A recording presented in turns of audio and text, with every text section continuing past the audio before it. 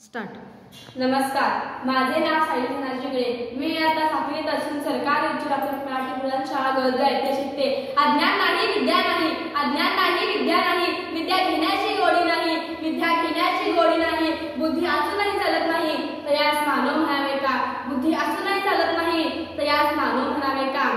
मित्रहो, आज मी तुमच्यासाठी एक विषय घेऊन आले आहे ज्यांच्यामुळे प्रत्येक क्षेत्रामध्ये स्त्री औरत आहे अशा क्रांतिकारी सावित्रीबाई फुले यांची यशोदा जर समजून घ्यायची असेल तर त्यांना समजून घ्यावं लागतं आणि माझ्या मनात विचार येतो त्यांना कसं समजून घ्यायचं आणि मी विचार करायला लागते किंवा माझ्या मनात विचार येतो सावित्रीबाईंचा जन्म झाला त्या शिकल्या हे लिहायला त्याला खूप सोपं आहे हो, हे लिहायला त्याला खूप सोपं आहे, पण त्या ज्या काळामध्ये शिकल्या त्यांनी हे सारं ज्या काळामध्ये केलं त्याचा नेमका आढावा घेणं म्हणजे नेमकी सावित्री कोण होती हे आपल्याला कळेल। ज्या काळामध्ये मुलगी जन्माला येणं देखील पाप मानलं जात होतं, ज्या काळामध्ये मुलगी जन्माला येणं देखील पाप मानलं जात होतं आणि ती जन्माला आल्यावर 9व्या 10व्या वर्षी तिचा विवाह 50-60 वर्षांनी मोठ्या असणाऱ्या एखाद्या वृद्ध व्यक्तीशी लावून दिला होता किंवा तिच्यापेक्षा 20-25 वर्षांनी मोठ्या असणाऱ्या व्यक्तीशी विवाह लावून दिला होता।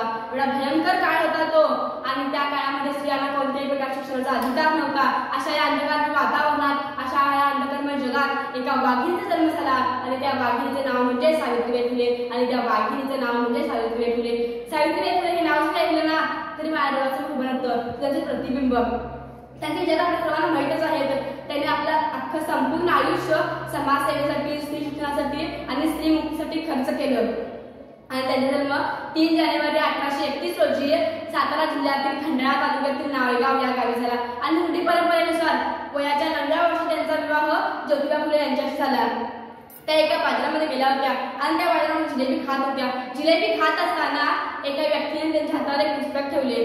सावित्रीबाईंची नजर त्या पुस्तकावर पडली, त्यांनी ते पुस्तक उघडून पाहिले। त्या पुस्तकात त्यांना काही समजत नव्हते, तेव्हा त्यांना वाटलं की मलाही या पुस्तकात काहीतरी समजायला हवं, म्हणून त्यांच्या मनामध्ये जिज्ञासा निर्माण झाली आणि त्यामुळे ज्योतिबा फुले यांनी सावित्रीबाई फुले यांना लिहायला, वाचायला, शिकवायला सुरुवात केली आहे।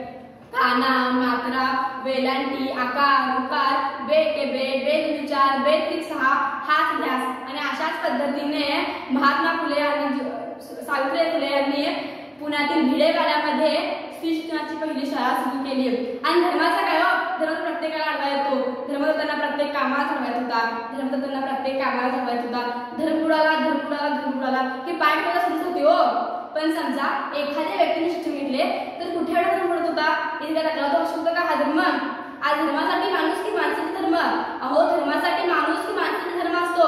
सावित्रीबाईंनी किती काय सहन केले, त्यांचे कार्य पूर्ण करत असताना त्यांच्यावर शेण घेण्यात आले ते त्यांनी सहन केलं, त्यांच्या अंगावर दगडे मारण्यात आले तेही त्यांनी सहन केलं, त्यांच्या अंगावर चिखलफेक करण्यात आला तेही त्यांनी सहन केला, शिव्या देण्यात आल्या तोही त्यांनी सहन केला। पण एका दिवशी त्यांची सहनशक्ती संपली होती आणि त्या दिवशी एक व्यक्ती समोर आला आणि म्हणाला, एक कुठं चाललीस? तू आधी आमच्या पोरीबाईंना शिकवणं बंद कर, तू आधी आमच्या पोरीबाईंना शिकवणं बंद कर, तो तुझ्या अब्रूप्यारी आहे की शिक्षण, तो तुझ्या अब्रूप्यारी आहे की शिक्षण? सावित्रीबाईंना राग आला, त्यांची तळपाय आपल्या मस्तकात गेली, त्यांना राग आला, त्यांची तळपाय आपल्या मस्तकात गेली, त्यांनी हा असा हक्कल कानाखाली वाजवली आणि म्हणाल्या, आज समोर आलास थोबाड फोडले, आज समोर आलास जो थोबाड फोडले, पुन्हा समोर आलास तर ही धरती रक्ताने रंगवेल, तर ही धरती रक्ताने रंगवेल। स्त्री कोणत्याही जाती किंवा धर्माची असो, स्त्री कोणत्याही जाती किंवा धर्माची असो, ती कायमच कालही आणि आजही अशा धमक्यांना बळी पडत आली आहे, कालही आणि आजही अशा धमक्यांना बळी पडत आली आहे।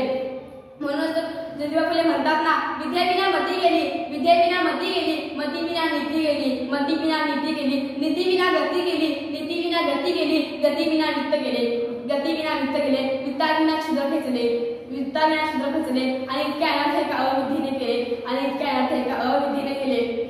सावित्रीबाई फुले यांनी आपल्याला संदेश दिला होता, त्या म्हणतात की मुलगी वाचवा, स्त्री शिकवा आणि जगामध्ये सक्सेसचं प्रमाण वाढवा, कारण आजच्या कुटुंबात एखादा मुलगा शिकला ना तर तो एकटाच शाळा होतो, पण एखादी मुलगी शिकली ना तर ती संपूर्ण कुटुंबाला शाळा करते, म्हणून त्यांनी हा संदेश दिला होता। त्या म्हणतात की पुस्तक वाचलेले मस्तक सुधारतं, पुस्तक वाचलेले मस्तक सुधारतं आणि जे मस्तक सुधारतं ना ते कोणासमोर नतमस्तक होत नसतं आणि जे मस्तक सुधारतं ना ते कोणासमोर नतमस्तक होत नसतं, म्हणूनच पुस्तक वाचायचं असतं, म्हणूनच पुस्तक वाचायचं असतं। सावित्रीबाईंनी अनेक त्रास सहन केले, त्यांना शिव्या देण्यात आल्या, दगडे मारण्यात आले, चिखलफेक करण्यात आला, शेणही घेण्यात आले, हे त्यांनी सहन केलं। त्या घाबरल्या नाहीत, डगमगल्या नाहीत आणि ह्या संघटनेत त्या भेदरल्याही नाहीत, कारण त्यांना कुठलं माहित होतं, जिसमें कर दिखाने का जुनून होता है ना, जिसमें कर दिखाने का जुनून होता है ना, वो आव दिखाता है ना ताव दिखाता है, वो आव दिखाता है ना ताव दिखाता है, बस अपनी मंजिल की ओर बढ़ता ही जाता है, बस अपनी मंजिल की ओर बढ़ता ही जाता है। स्त्रियांच्या अंधारमय जीवनात पेटविल्या ज्ञानाची ज्योती आहे, स्त्रियांच्या अंधारमय जीवनात पेटविल्या ज्ञानाची ज्योती आहे, म्हणूनच आज प्रगती, आज